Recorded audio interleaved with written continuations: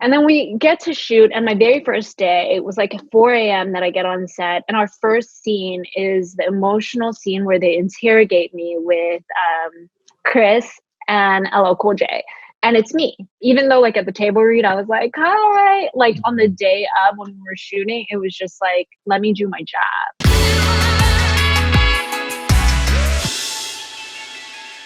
Peace. Welcome. We're glad you're here. This is Cook on Monday Morning. I'm your host, Stevon Cook. And at Cook on Monday Morning, we believe that if we can own Monday morning, we can own the week. If we can own the week, we can own the year. And if we change our year, we can change our lives. Today's guest is an American actress, Miss Diana Liu. She's been on several shows such as The Interns, Hawaii Five-0, Brooklyn Nine-Nine, and NCIS LA. You can check out her full bio at her website, diana-liu.com. You can also check her out on Instagram at Diana Liu. First, I'd like to thank our loyal listeners. Thank you. Without you, this is not possible. I would love to hear from you. Please send me a message, info@stevoncook.com. When you get a chance, I'd love to talk to you. Love to hear what you enjoy about the podcast. And if you have any questions you'd like me to answer, feel free to send me a message and we'll read those off during the podcast. I also like to keep this tradition and thank our most recent YouTube subscribers, Jennifer Standish, Edward Glover, Mr. Furry, and Ibram Cassie. Thank you for your support. We also had an uptick in subscribers on our audio platform.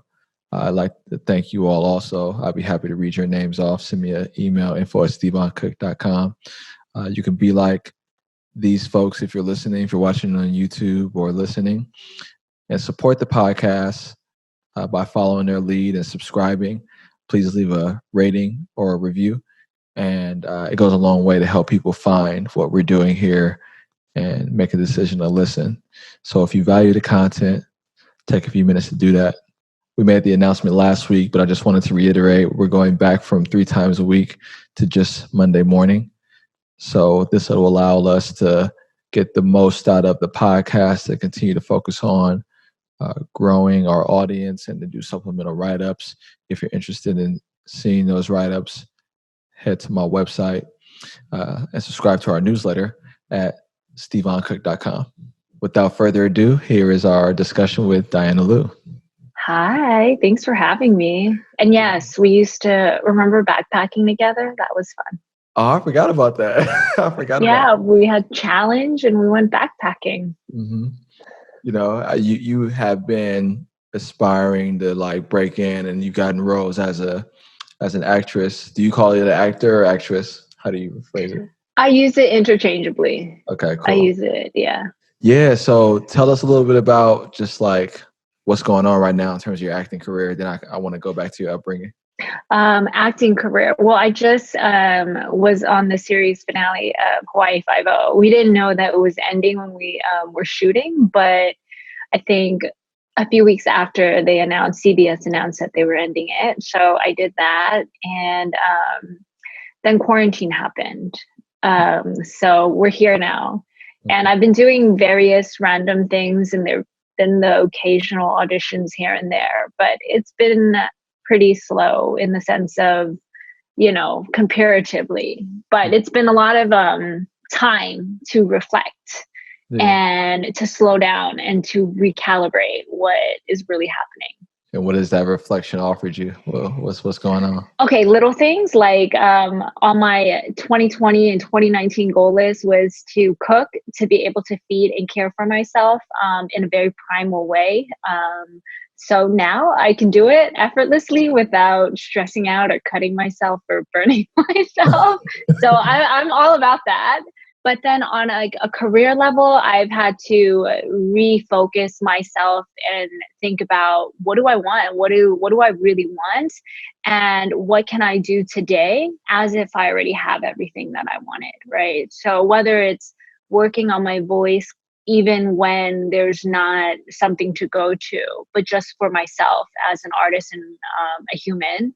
So I'll do that. Or self-tapes have been a big thing and continue to be, especially with quarantine. So I did this like 21-day self-tape challenge where I had 21 different monologues and characters. So I just played with it. So I'll do little things like that in addition to, studying shows and everything like that. So that's kind of been how I've been filling my day career wise. And then spirituality wise, it's like a whole other thing, like being the best version of myself, fulfilling why I'm here on this earth. That's been like reading, meditating, yoga, hiking. I've been hiking like 5 times a week. So that's been really fun. Yeah, I wanted to get into some of the spiritual stuff. I remember that in our last conversations together, I remember you talking a lot about that. So really, it'd be interesting to hear what you remember, because it's been a minute.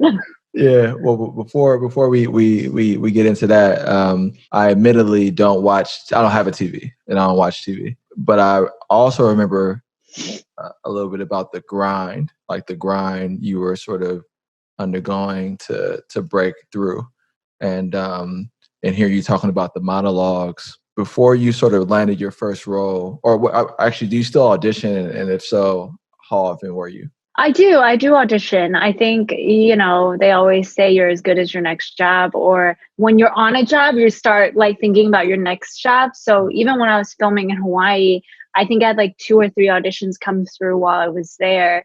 And then, which is a really big blessing, because there's a period as an actor where you're like, just give me an audition, and to get them coming consistently and to have a team working alongside you that can get you those opportunities is a really big blessing.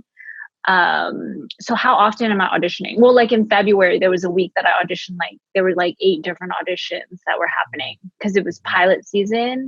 And then some weeks it's slow. And then right now, like maybe last month, I had like 2 or 3 auditions, and then some months none during quarantine. Yeah. You talking about the monologue stuff too makes me think that, like, okay, you're really into the craft of this, Yes.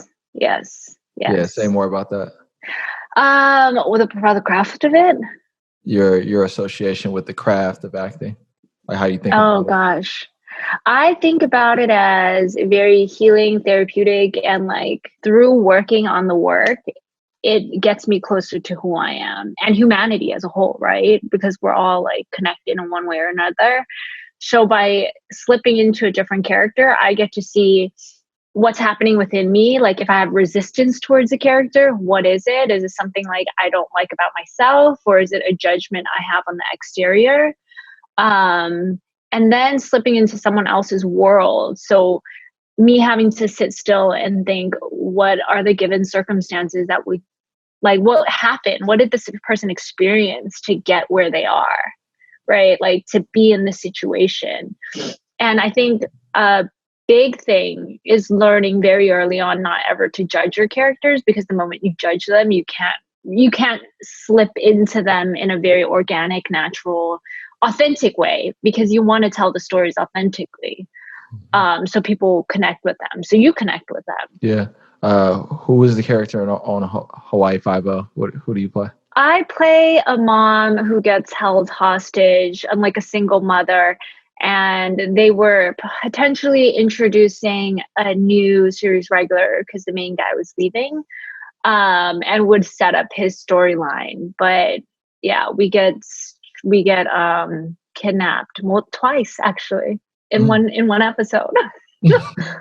Okay. I saw a picture of you and I don't know what it was from, but you were like holding a firearm and like running with a police uniform on. What was that from? It was a Nigerian film actually, and it had like Nigeria's like best actor of the year starring in that film. So that was really interesting and fun. We didn't give a lot of context to how we know each other. We went to high school together. Thurgood Marshall. Yes. And the campus you were referring to was I don't know if it was my junior year. It must have been my junior year or sophomore year. I think sophomore. I was a freshman, and it was part of Challenge, and Challenge ended, I think, after my freshman year. And you grew up your entire childhood in San Francisco? Yeah, born and raised. Okay. Where'd you go to elementary, middle school? I went to Gene Parker like Marina Chinatown. I think before that, I was actually in Raphael Wheel.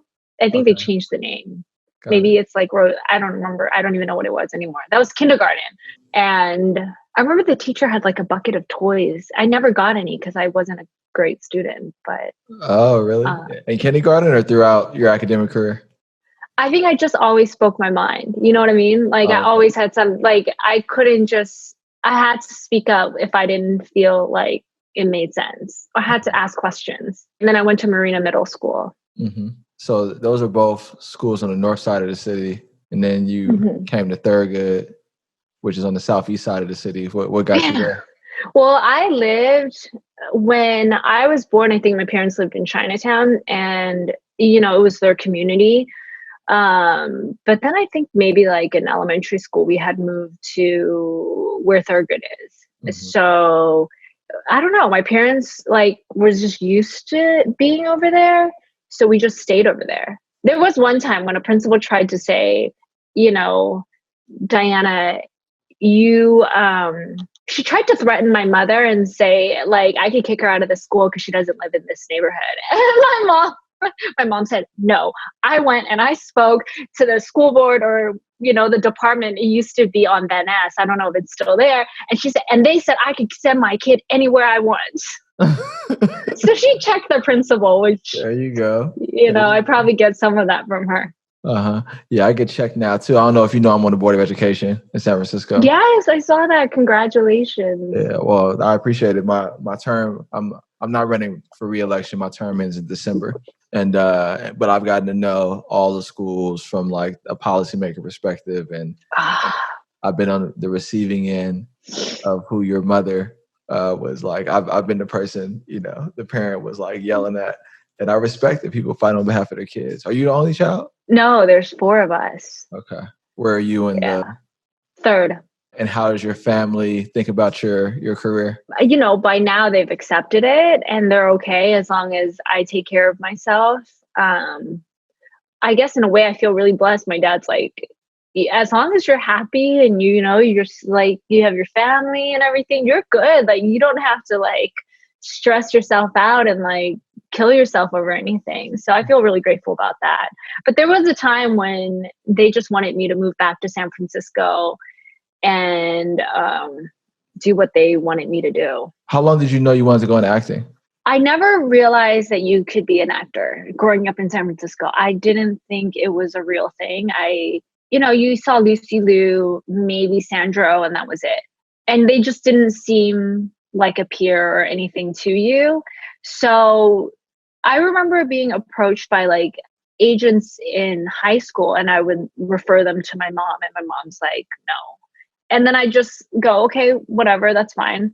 But it wasn't until I was like 21 and I had already started my career as an auditor.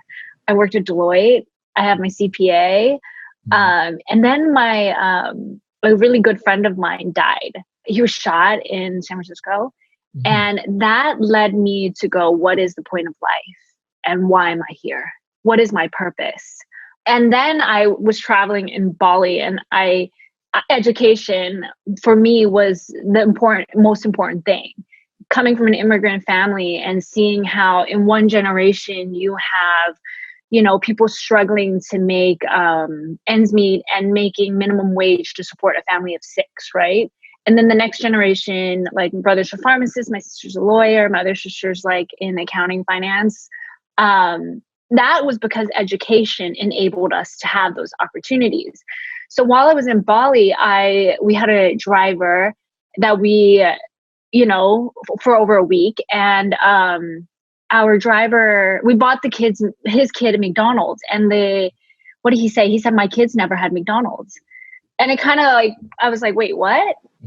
And so I started asking about education, and he said it cost them like $300 to go to school for a year, and he has to work really hard just to get that.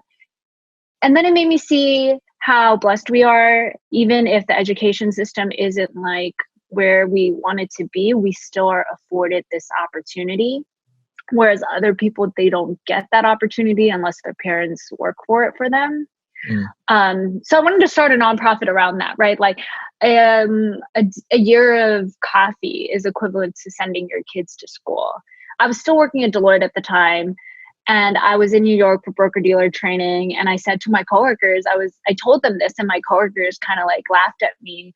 And we're getting into a cab, and I said, like, what's my purpose then? Like, to save shareholders? And they still like make fun of me about that. Mm-hmm. But yeah, that's like 4 months after I had that conversation, I kind of like left and went head on in acting. Mm. And that was about like 8 or 9 years ago. Geography changes, like how do you break in? Like what was the process, the initial beginning? So I think it was like around 09 that my friend passed. And after that, I started taking acting classes. And because it was something I wanted to do, and I was emotionally, like, I just didn't know what was going on anymore. I'd be driving and I would zone out. So I started taking acting classes, and I had like one teacher that like very early on who was just like, look over there, and gave me a bunch of things, you know, to think about. And all of a sudden I just like clicked into a character, it clicked into something that really kind of made me want more. So from there, I kept training for like maybe 2 or 3 years before I ever even started auditioning or anything like that. Even at Deloitte, I was auditioning. I remember I took a day off and flew to LA for a callback I had for a feature film. Like, meanwhile, like I'm working. So it got really like a lot. And one of the partners thought I was interviewing for another job because I would change like clothes in the bathroom and come back and change.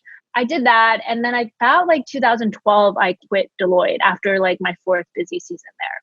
And then that's when I got my agent in San Francisco. That's when I was working. In 2013 was a year that I did a bunch of films, and my first feature that had LA actors. And that's when I decided to move later that year. So in 2013, I moved to LA. I'm this person where I think like, oh, I'm just going to go. Like, I'm going to make all this stuff happen. And then God's like, no, Diana, that's not what's going to happen. So there were periods of time where I just had to, I guess it's learning about myself, and I still am. I'm constantly doing it. But it really like, there was, I think maybe in 2015, like I broke a point where I just needed to face myself. Like I couldn't run from everything that I was running from, that I didn't even know I was running from. Like healing my relationship with my parents, healing my relationship with myself, like looking at, you know, the trauma that I had been through, whether it's just growing up as an immigrant kid in San Francisco, having working parents and not getting certain baseline things, I guess. And you know how it is. I mean, growing up in San Francisco, like it's not an easy thing, you know? So I did all that. If you healed, and like in the midst of that, I was always working. Like there was a period I was doing a feature a year. I was always auditioning. There came a period of time, I think like in 2017, where I went to London and I did like a summer theater company there at one of the drama schools. Because I really needed to get back into the craft of it. Because at that point, I'd been in LA for about 4 years, and I was feeling some kind of way. I was like auditioning for like Hot Girl or like Fuller House, or just things that didn't necessarily align with what I wanted to create. And I had to see, do I really want this because I love the craft itself? Or has it become something that I just told myself I need to accomplish? So I did that purely for like the craft point of view. And then I did like a Hawaii trip with like a casting director and other fellow actors. And that kind of refueled me and helped me find the fun and the joy in it again. And that's how I signed with my current agent that I wanted when I first moved to LA, but like manifested like then when I probably was emotionally and energetically aligned with it. And so, yeah, in the last 2 years, I've been about 2 years with them. Yeah, it's been nice. Okay. There was a bunch in there too. So you sort of casually transition. You have a full-time job that is very demanding. You start to also take acting classes, have auditions. It sounds like maybe a 2 or 3 year period before you're getting regular work and you decide to move. Does being in a feature film a year, does that like cover your expenses? Do you do other jobs too when you're in LA, or what is that? There was a period where, oh, that's funny that you say this because when I first moved to LA, I thought I had to prove myself as an actor. And I thought that to be an actor means you have to struggle, right? So Mhm. you have to be on that struggle bus. Right? Like, it's kind of ridiculous. Like, why? Who puts this in our minds? But Uh-huh. a lot of people actually feel that way. So I didn't work for a few years, but I was so blessed in the sense that I had booked a few commercials, and before commercials would run in all, like, it was like an international commercial, so you get paid by location, by airtime, etc., etc. So that paid my bills for a while. And then in 2015 I felt very disempowered, right? That was part of my journey. I felt like I'd given all my power over and I needed to take some of that back, which meant that I needed to be the not creator, but like maybe a co-creator in my life and not wait for opportunities to come. So I dabbled in like producing my own stuff or like finding things to work on. And in addition to that, I embraced my other gift, right? Which is also that I can look at a spreadsheet and figure things out and can be creative in its own way. So I freelance and I help people like prepare for audits, or I help people set up their books or transition things. So I had my own like side hustle going there. And with that, it empowered me even more as an artist so that I'm not in this mental, like a lower vibration of desperation or needing anything from anybody. It just became, I want to do this and I can do this and I'm going to do this versus I need to do this. I need to have this. This means so much to me. We got to talk because I got some tax questions I need you to. I don't do taxes. I do financial statement preparation, Oh but darn! we can chat. I can probably help. Financial statement preparation. Got it. Got it. That sounds like the person that don't need the work. I don't do that. I do this. I can try to help you. Okay. Okay. Well, you're helping a lot of people now sharing your story, and I actually just remembered how we got reconnected. Yoga. Yes, It I was a forgot. yoga to the people. We shut down. Did Yeah, you hear it shut down? I did hear that. I saw the headline. I forgot when it was, but it was recently, right? It was July. like, Yeah, July. yeah, yeah, yeah. It shut down. It's yoga to the people in San Francisco, I guess, which no longer exists. And you were in the Mm-hmm. front of the class, and I was struggling in the back, which Oh, kind that's of funny. which kind of like is good to bring up because you're still very much into yoga. I saw some of it on your Instagram page. Mm-hmm. Are you teaching yoga? Like, what's going on with you in yoga right now?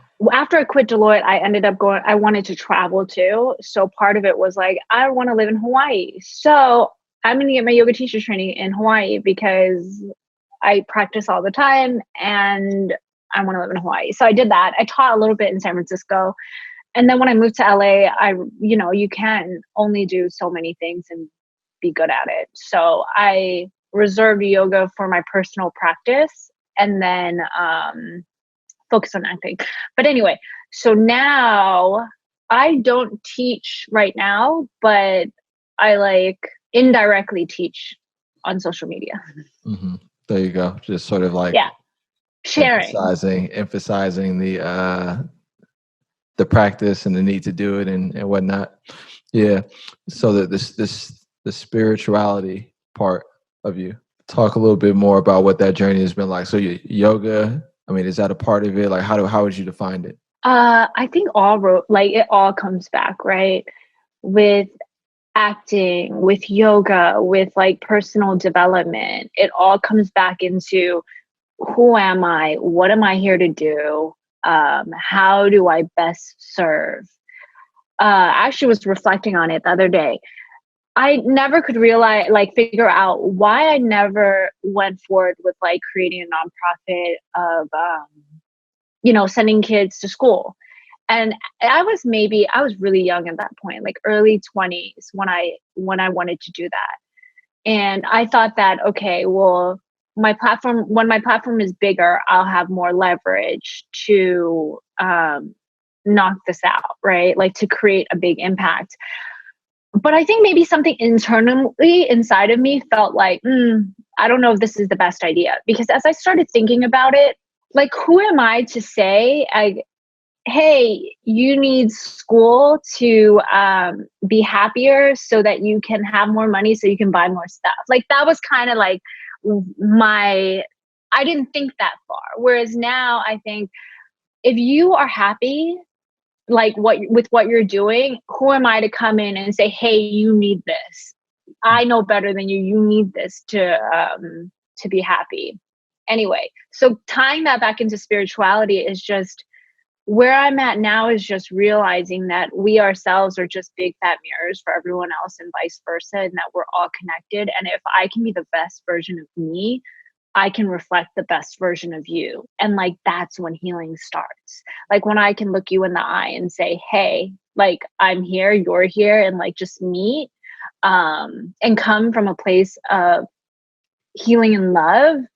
That is like the strongest position I can put myself in to help other people. You are enough. Yes. I saw that in an article that about you. Talk a little bit more about that. That actually came because in some auditions, they just ask you questions, right? I think it was like a print audition. And the guy goes, if you have a superpower, what would it be? And I stopped and I go, I would have the power to make people realize that they are worthy and they're enough. Like, and he goes, okay, well, how would you do that? And I said, you could just look them in the eye, and then that would be it. And the person will know. So that's kind of, it makes like me a little teary eyed because I mean, it's really powerful. If you go out in the street and you just look someone in the eye and like breathe in and just connect, like, I see you, right? Like, I see you. I could see Stevon. Like, I might not even know the other person, but by just looking in the eye, you connect with them and you inherently will feel something if you are open and allow yourself. That must really come into play too when you are acting also, right? Mm-hmm. All the close interpersonal exchanges. Like when I was watching one of the clips of you, I don't mean to jump back into the acting stuff. I was looking at some of the stuff. It all ties in. Okay, cool. I was looking at some of your reel, and I was proud of you. I was proud that like you thought about making this happen. You're making it happen. You're doing the deal. Awesome that you're continuing to commit to improve the craft. What is the transition been like to kind of like work aside from people that you grew up watching? To work alongside them, you mean? Work alongside them, get to meet them.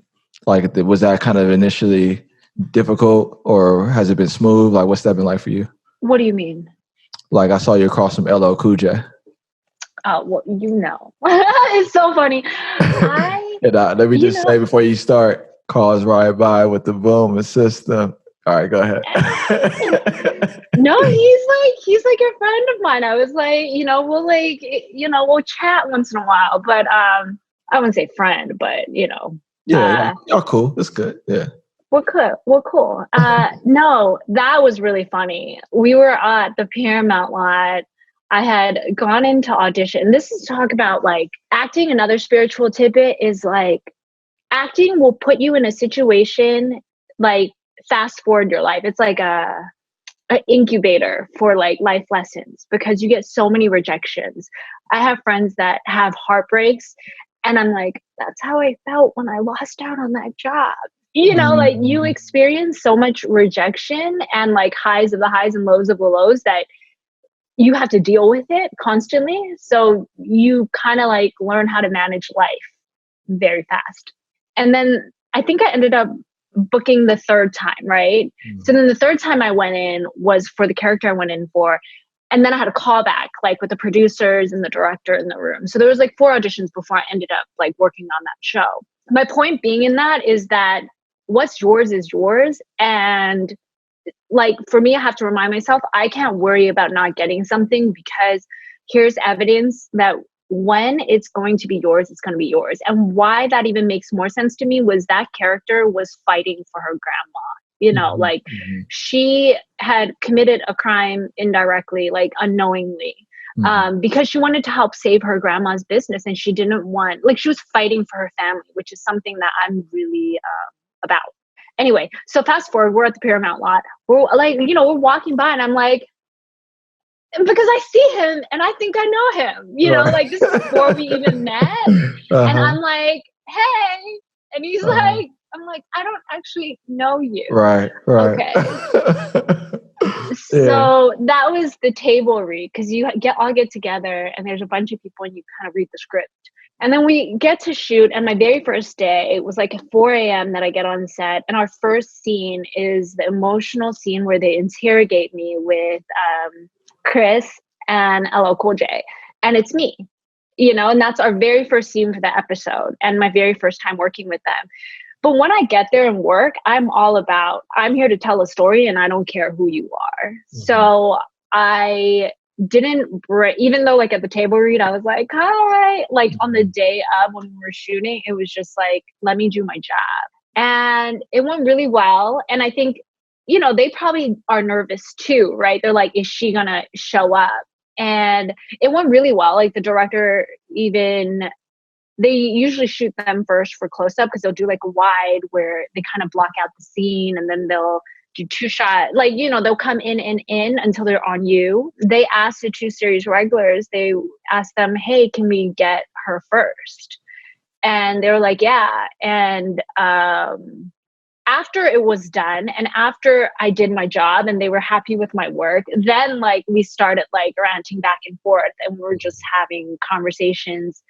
We talked about life and like books he was reading and like what we were reading. And yeah, that's cool. I mean, I with him in particular, like I kind of rediscovered his music, his early music, when I got older, because it was a little before my time. But I really grew up watching him like on In the House. He was more like a TV star, and then kind of got into movies. And I know, and then he had some singles that were big, but they were mostly like kind of like romance or kind of like big. Back then, right, was happening. Yeah. But when so I was just wondering about that shift for you in general, like working with people that were recognizable, and it sounds like that's what your process is. You may be like was LL the biggest person you would work with before then, or do you have like? I guess LL is the biggest in the sense of that's the person who probably had the most impact to me, right?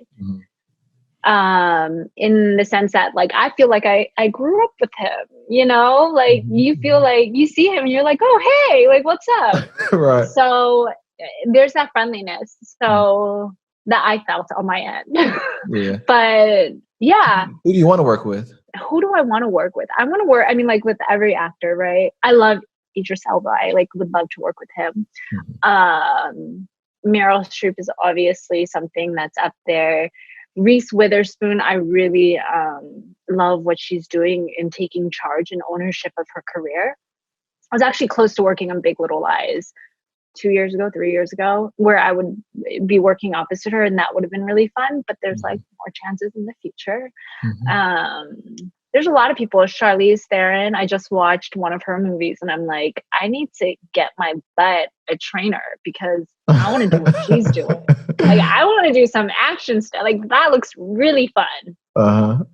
That's dope. Yeah. So action, you want to get into the action space? I guess so. But it's more the story at the end of the day that really gets me versus like just the physical action. But I do want to get to a place where I challenge myself, and physically is like a very obvious place to challenge myself, like to be able to train and do certain stunts on my own and sell the fact that like, oh, I could really kick ass. What is do you have like a lot of downtime right now, or is your schedule pretty packed? I create my own schedule, so it depends on what I want to create. Yeah. Is the top priority the monologues? Is that where you spend a lot of your time? No, right now, the last 2 weeks has been allocated to spirituality and really kind of connecting with listening to myself and figuring out what is it that I want to do, what is it that I think I should be doing, and moving to a space of what my inner being tells me, hey, this is what you need, versus external world of, oh, I should be doing this because that's what a grown-up should be doing. So yeah, it's interesting because hearing you talk there's a lot of depth and groundedness, and that's not at all what I associate with LA. I associate it with like surface and like fast life and like drugs and like sex. Like that's like that whole. I'm not uncommon, right? That's kind of like the picture of LA, like wealth. Oh, I'm sure that's definitely out there too. Yeah, and so I'm wondering if you fit in within this acting community, or are there more people like you than I realize, or are you sort of like about a small group? I think there are like a big group of people who are seeking grounding and seeking that. I think a certain type of person like comes to LA, you know, like there's something that they want to do, write, create, you know, something. And then in the midst of that, you have to figure out what is it that you really want? Because going off, like you have to have grounding to keep going for the long run without going crazy or going back home. A lot of people also just leave, right? But if you want to stay, you have to like figure some things out. So I think the people who have been here for a while, maybe, I don't know. Well, or what you've been able to do so far, it sounds kind of quick compared to the struggles I hear about. Not to say that you haven't had your own struggles to get what you've gotten. But would you define it that way? Do you think it's like harder for you? Like how would you respond to that? When I was in SF, like I studied at a school, and there was maybe a handful of us that moved to LA, like maybe 5 to 10 of us that moved to LA. And it's really incredible to see everyone's journey, right? Like in that pod that came, like I would say training in San Francisco was really good because everyone was really, the time that I was there, the group I was in, everyone was so serious about their work. I wouldn't even put on makeup to go to work, but like for my scenes, you would go to the nth degree to create your characters, and your scene partners would do the same. And so there was this level of professionalism even in the classroom. Anyway, a pot of us moved. You know, one of the girls on Top Gun, another girl has a few of her own shows already. Another one was like on Independence Day. Like, so everyone has their own journey, and some people move faster and some people move slower. But I think it's more so, what are you supposed to learn with this experience? You know, because you can feel such a high, like when you're working, or you think that you're doing what you wanted, right? But you hear so many stories, especially with child actors or like people who get everything they want and aren't happy. Jim Carrey is like a great example. So I think you have to trust the process, and that's what I tell myself. Now, going back to your question, like, do I feel like I'm further, like I moved fast? I don't feel like I moved fast because like I'm living it day to day. But if I look back to where I was, like I said earlier, I signed with the agent that I wanted to when I first moved to LA, you know, which came in like a roundabout way. It wasn't like, hey, I want to work with you, blah, blah, blah. Like I had to do indirectly things, and, you know, that got me there, right? So if I look backwards, I can map it out and go, oh, okay, I'm where I wanted to be, like when I started. You know, maybe I wanted to be a little further, or like maybe I didn't think this or that. But yeah, I'm grateful for where I'm at. And I think I don't know, I think it's perfectly timed in the sense of, as a human, I just feel like a more full person, regardless of like what I'm doing. And are you still also modeling? Is that something you do, or not anymore? Yeah, I mean, it all goes together. Like whoever, you know, you have your print agent and your commercial agent and like your theatrical agent. And like, if you're not busy, then it's like, okay, have fun. So. Do you enjoy that work also? I would say like doing print stuff is probably feels harder. It's like more difficult, right? Just from somebody who, yeah, it's harder in its own ways. It's different. I wanted to touch a little bit about some of the stuff I read about you related to the Asian community, and they kind of get I don't know, just to get your take or get your thoughts on, what that means for you to represent the Asian community as an actor. How you respond to that, what you think about that, if that's a thing for you at all. And then I have a list of rapid fire questions that we'll go through before we close this out. Okay. Asian communities. I think my idea of it's not at the forefront of my head where I need to spearhead Asian Americans or anything like that. I think it's let me embrace what I am as an entire human.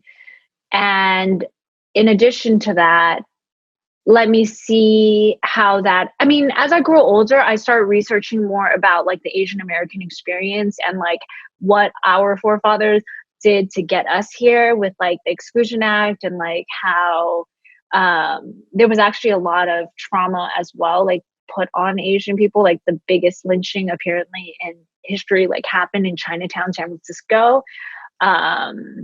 So anyway, learning about that, it makes me really realize what a communal effort it takes for me to be here today. Like me being here just isn't my family. Me being here is a result of everyone, no matter what color, but like when we're talking about color or ethnicity right now, yes.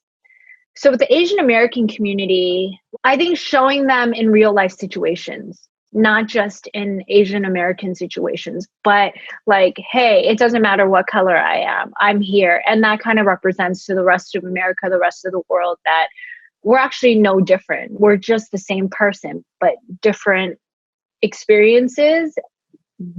But like, we also have the same emotional levels, or like, we have this experience that we're also contributors as well in the storytelling space. Do you think it limits your opportunity?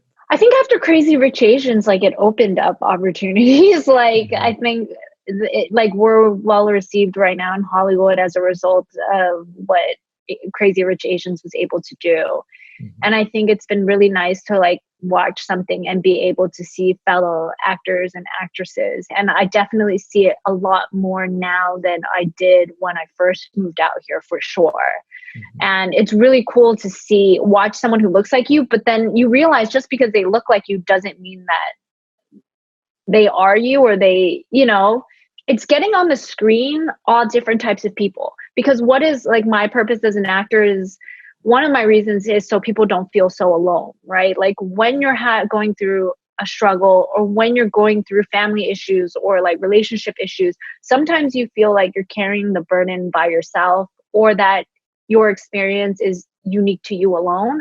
The reality is it's probably more common than we all think.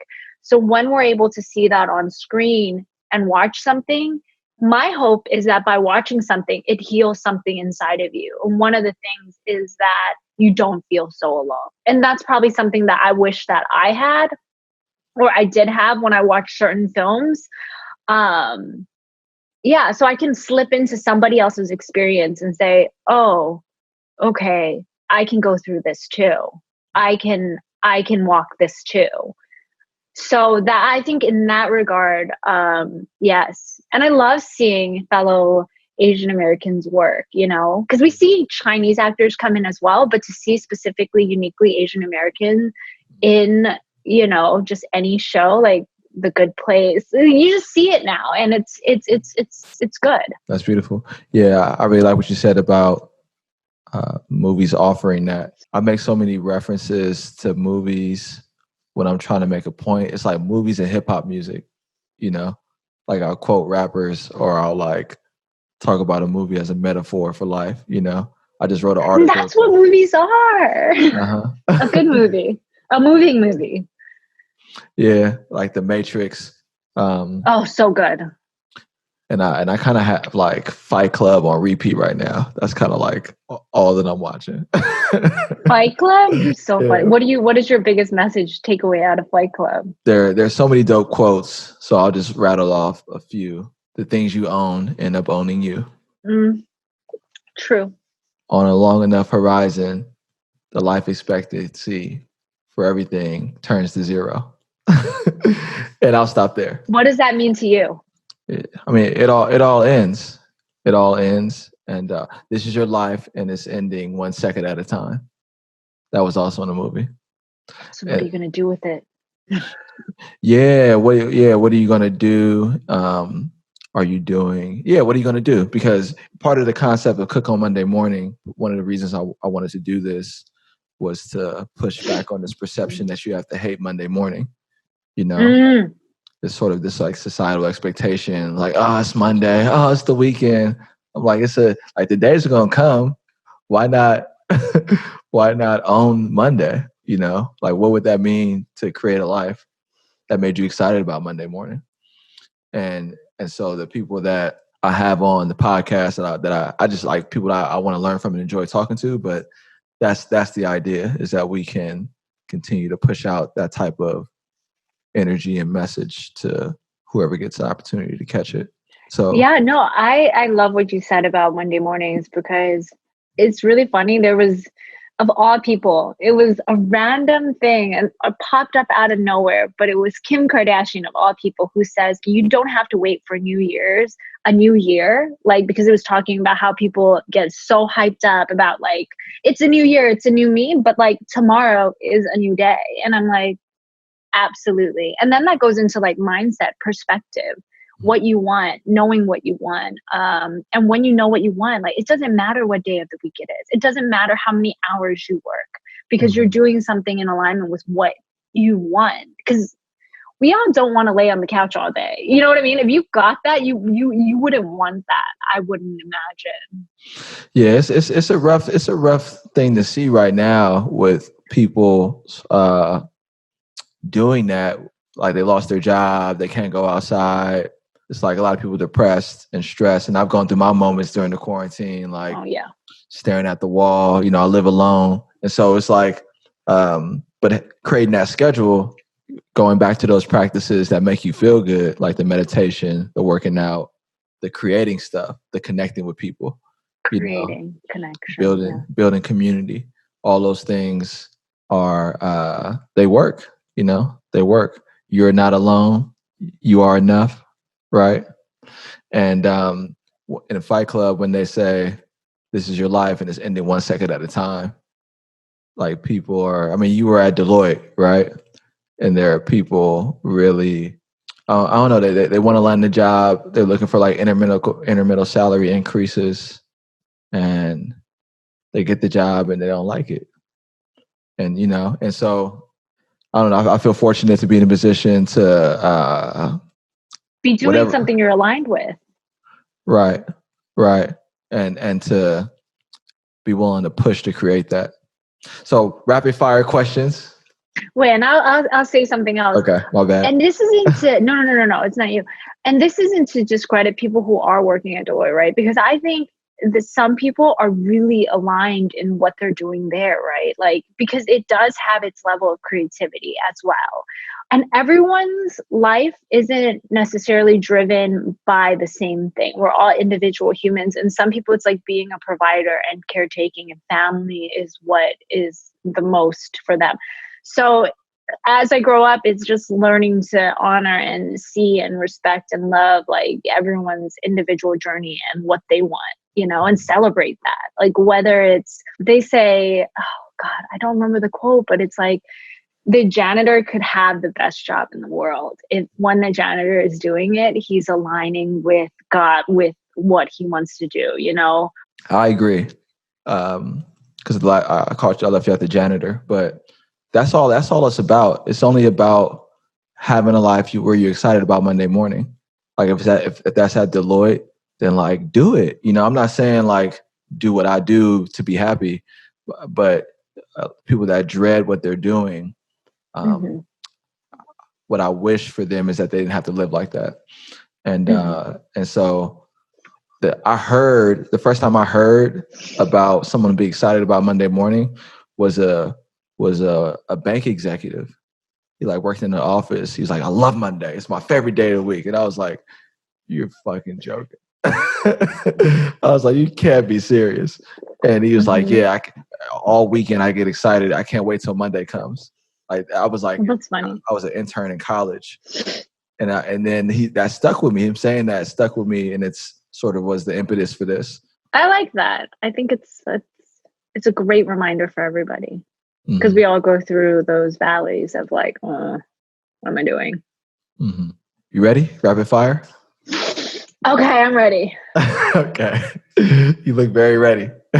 Very competitive. I'm just kidding. Do you have a book recommendation?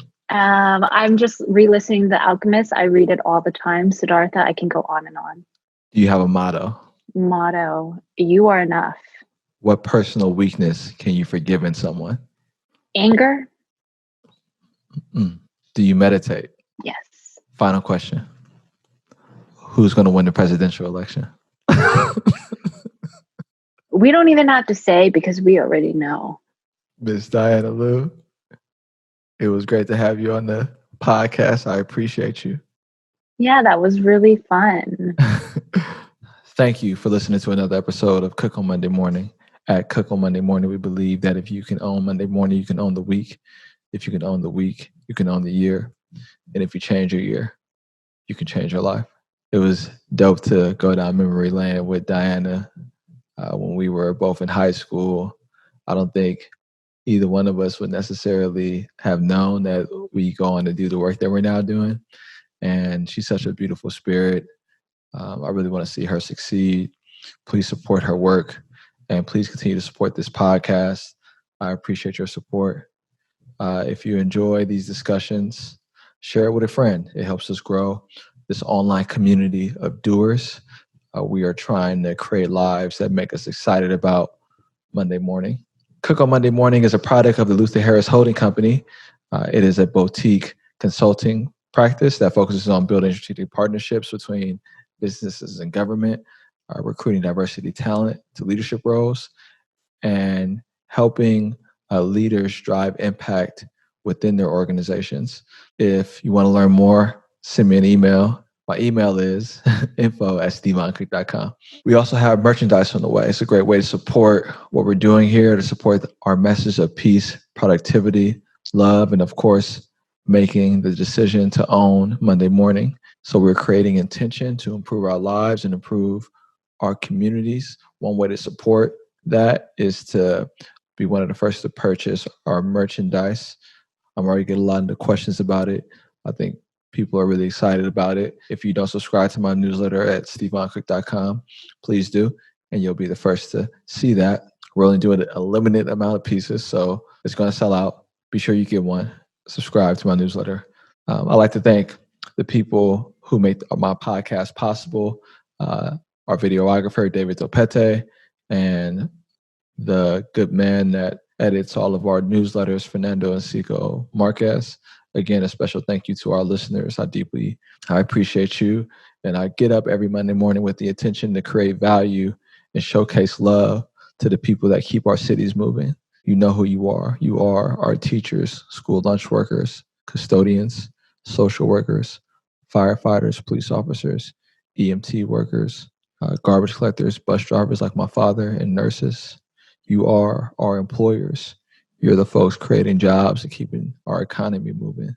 And you are our gig workers, stocking our shelves, driving our ride shares, delivering our food to all of you. This podcast is for you, and you live in places like San Francisco, Oakland, Richmond, Antioch, San Mateo, Los Angeles, Dallas, Houston, New Orleans, Baton Rouge, Miami, Orlando, the Carolinas, Virginia Beach, Milwaukee, Kansas City, Cleveland, Detroit, Harlem, Brooklyn, Queens. What's up? I'm at you. I love you. Thank you. This podcast is for you. And it's also for our folks across the diaspora that live overseas, that you are in places like Nigeria, Ghana, Jamaica, Kenya, and Ethiopia. This podcast is for you. This message that we are getting out to the world is touching the world, and that is because you're subscribing and sharing it and spreading the good word, and I appreciate you. Until we meet again, peace, and we out.